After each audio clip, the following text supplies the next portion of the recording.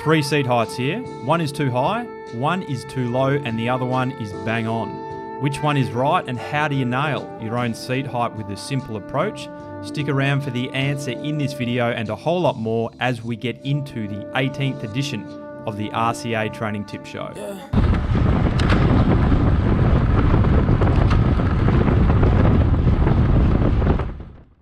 So we're back with bike fitting expert Neil Stanbury, who's been fitting road cyclists for 10 years in conjunction with being a sports physiotherapist. A few quick things before we get into this piece. Neil says at the end of this video, it doesn't show up on footage very well, which is a real pain. So despite the fact that I've shot some of this footage at 100 frames per second and slowed it right down, it's still quite hard to pinpoint or see some of the things that Neil is describing. Secondly, Neil provides a fair amount of context up front about the seat either being too high or too low before providing a simple approach about how you can go about nailing your own seat height. And lastly, don't forget, I've got a free ebook for road cyclists looking to take their performance to the next level, which I'll link to below. So let's get into it. Really tricky question, and setting seat height is not an easy. It's not as easy as it should be. If the person's got really good body awareness, they will be able to tell when their seat height is really good versus fractionally too high.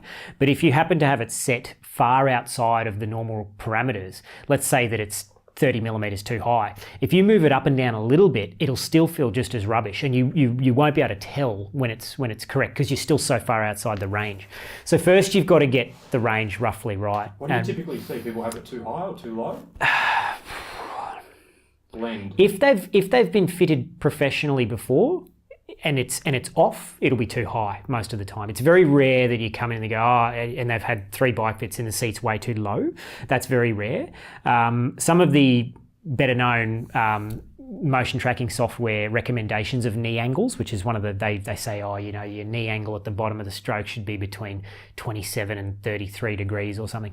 Those seat heights tend to, when they come in to see me, they tend to almost universally be somewhere between 10 and 20 millimeters too high for that rider. Wow. So yeah, we won't mention names or companies, but those, if they're wrong, if they've come from that motion tracking software angle recommendation, it's usually too high by a reasonable margin. So this is how I do it. I'll explain some of the rationale behind how this works. You've got to understand a little bit of the basics of the leg as it's moving through the stroke. So as if you imagine this is a representation of the person's knee, you've got the femur and their tibia here and the foot down the bottom. What I look for is a smooth, controlled extension moment at the bottom of the stroke. So as the leg starts to straighten out at the bottom of the stroke, as it reaches its maximal straightness, whatever angle that may be, if the person has got full control of that movement, then their seat height is either too low or just right. When they start to get a situation where this happens, and at the back of the knee, you start to see a rate of change of leg extension which starts to increase. So it comes down, it's extending at some normal control method, and then it flickers. When you start to see that flicker, that means that the seat is too high for that particular person who's got that particular cleat position and that Q factor or that saddle and all the other parameters. Let's assume that everything else is perfect, and you put the person's seat too high and you put them under a solid load. You have to test this under load.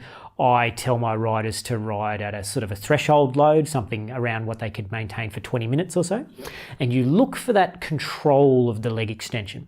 So what's effectively happening here is if the knee gets too straight for that particular person, the quadricep, which acts over the front of the leg to extend the knee, starts to overpower the hamstring at the bottom of the stroke. And you basically end up with a power differential, which makes you lose control of the leg extension. And loss of power. Not as much as you think. Okay. Not as much as you think. You might read studies saying that, the seats going up and down doesn't affect outright VO2 max that much and this sort of thing. I think some of them say that if the seat's far too high, it certainly does. But if it's too low, it doesn't seem to affect VO2 max and power output that much. But what it will do is affect other things, like the person will start to compensate around the seat being too high. They'll start dropping one hip down to protect their dominant leg or something like that. So they're more likely to get injured. Yeah. If the seat's too high, you'll tend to burn up in your quads a lot. This is another way that you can possibly set it yourself at home. If you're doing some hard efforts, some sort of 3 or 5 minute efforts, and your quads are burning up and you feel no fatigue in your hamstrings, it often means the seat is too high. It can also mean that it's too far back or too forward, but let's forget about that for this subject of simplicity. It often means the seat is too high.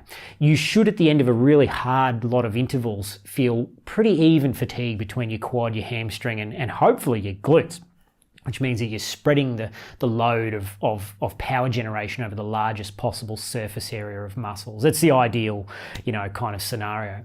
So you look for that control of the leg extension. And the reason that this unlocking occurs at the back of the knee when the seat is too high, if you look at a knee from the side, the hamstring tendons where they cross across the back of the knee, if this is the pivot point of your knee, the hamstring tendon, when the leg is straight, the hamstring tendons pass very close to the pivot point of the knee. The quadriceps tendon, the patella tendon, has got a patella in the middle of it, which acts as a lever arm to basically increase the leverage of the quadricep muscle group. So when the leg is straight, the quadriceps have much greater relative power than the hamstrings. So you can think of this as if you're trying to do like a seated leg extension, even when your leg is nearly fully straight, you've still got a lot of power in your quad. But if you try and do a hamstring curl in isolation with your leg straight, it's as weak as a kitten. If you bend your knee 90 degrees, however, the hamstring starts to become more powerful because essentially the pivot point as the knee rolls back, the hamstring pivot point is getting further away. So the lever arms become more equal when the leg bends.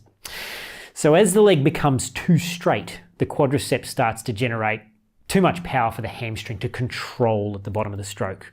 And so you need to have a fairly smooth transition as the leg starts to extend to when it starts to bend again. You need to have a smooth transition of this movement. And if it's not smooth, if it starts losing control because your leg is getting too straight, you will compensate. And everything, this all comes back to compensation strategies. As soon as you lose control of the motion, the dominant hemisphere of your brain will start to protect your dominant leg. So if you have a person who is perfectly skeletally symmetrical and you put their seat too high, almost nobody sits too high and evenly overextends both legs. It just almost never happens. I've seen it once or twice ever. You put them too high and their brain goes, this is no good. If I keep doing this, I'm going to injure myself, right? So that what they will do is they will drop their dominant leg down and forward. In your case, it's your right leg. 80, 90% of us, we drop our right hip when there's a positional problem like this. And our brain does that to shorten up the reach to the cranks on the right-hand side. So you look at the person from the right and their right leg looks happy. It's got full control of the bottom of the stroke. And the left leg, because the hip is up and back and away from the crank, it's overextending. So the person will essentially display more asymmetry if the seat is too high. So if they don't have control, they will compensate. And really that's the biggest kind of problem, is not so much that it's slightly too low, so you've lost 1 watt or 5 watts or something. If it's slightly too high, you will compensate.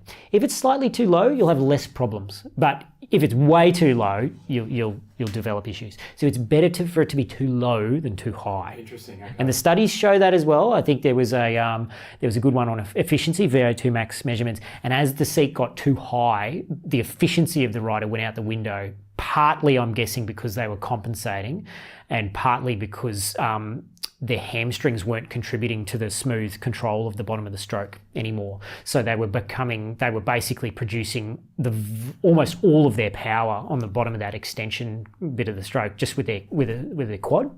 And so you're putting all the fatigue into one muscle group. Yeah. So that would be my guess as to why that efficiency problem came out in the literature when the seat got too high. Too high, sorry. Yeah. So you're better off being slightly too low than too high. Okay. So how do you know if you're too low then?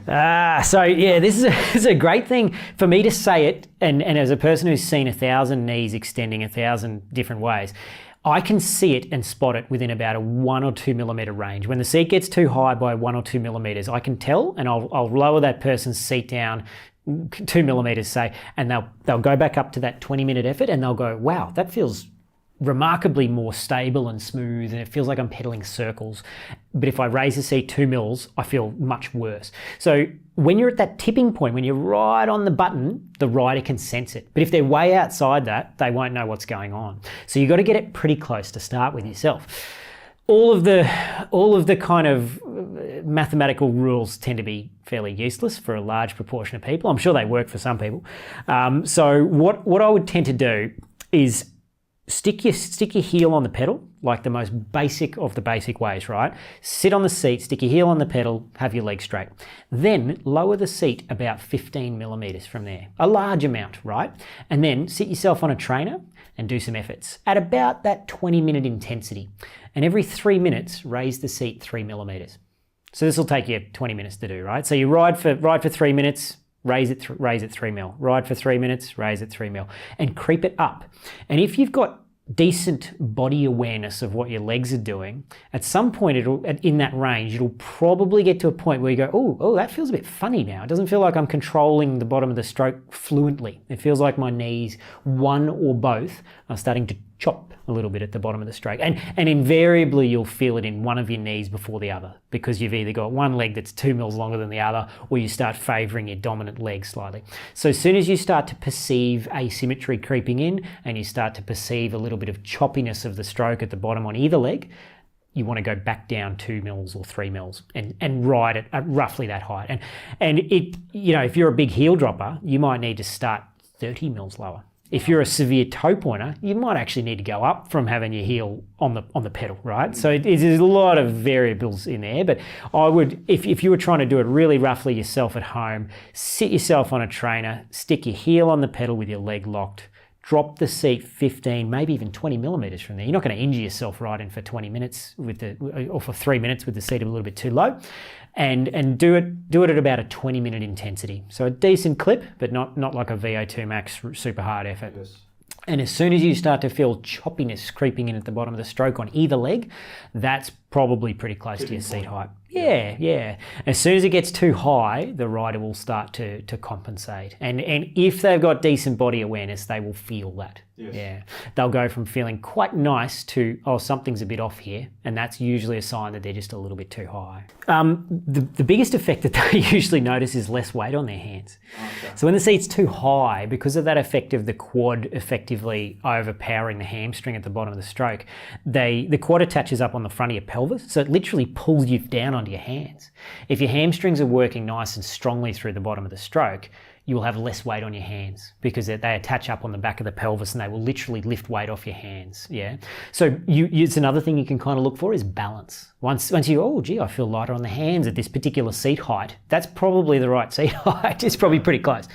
There's that, and then there's efficiency. So they'll be doing hard efforts and they'll notice that their quads are no longer doing all of the work. They're not getting massive lactate burn in their quads. They're getting it everywhere. Quad, hamstring, glute, and to a lesser extent calf, And that's a good way. I call that idea preferential fatigue. If you're not preferentially fatiguing one muscle group, it usually means your seat height and your setback and all of the other things are pretty damn close. It's one of the things we really seek to find in a good position is the person gets off the bike and they're tired, but their legs aren't jelly. You've ever had a situation where you get off after a hard ride and you can't walk up a set of stairs because your quads are just burned? Yes. It means something's off and you're doing so much work with your quads that they're copping all the load. Your legs should be tired, but you should still be able to walk and squat down and do that sort of stuff if your position is really good. Yeah, effectively, yeah. Whether it translates into a bigger 20-minute wattage output or whether it translates into an effect like, I did a 4-hour ride that I did 6 weeks ago and I was in much better shape at the end of it. So like general energy conservation over a really long time of riding versus an outright power gain. Because power output, cardiovascular power output on a bike is primarily limited by cardiac output and lung oxygen transference and mitochondrial density and all these things. It's not so much limited hugely by the seat being 3 mils too high. But you will cook yourself less on a long, hard ride if your position is really good. So you get to the end of the ride in better shape.